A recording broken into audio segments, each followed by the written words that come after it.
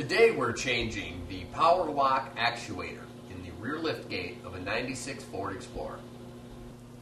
In this step I'm going to demonstrate the proper procedure for removing your grab handle, the cover plate for your lock button, and the cover plate for the latch glass. What I'm going to do is I have a flat blade screwdriver. I'm going to slip this guy right in between the door skin and the cover plate.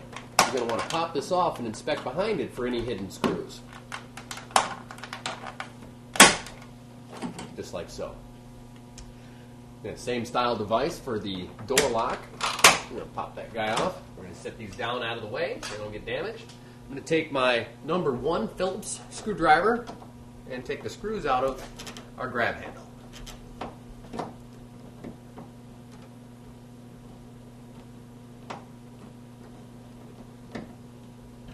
There's one. We'll put this in a magnetic tray.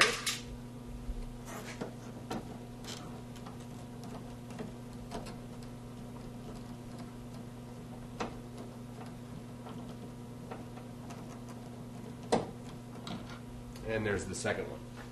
You're going to pull down on the grab handle and slide it out of position, just like so. That is the proper service procedure for removing your grab handle, your lock button cover plate, and the glass latch cover plate.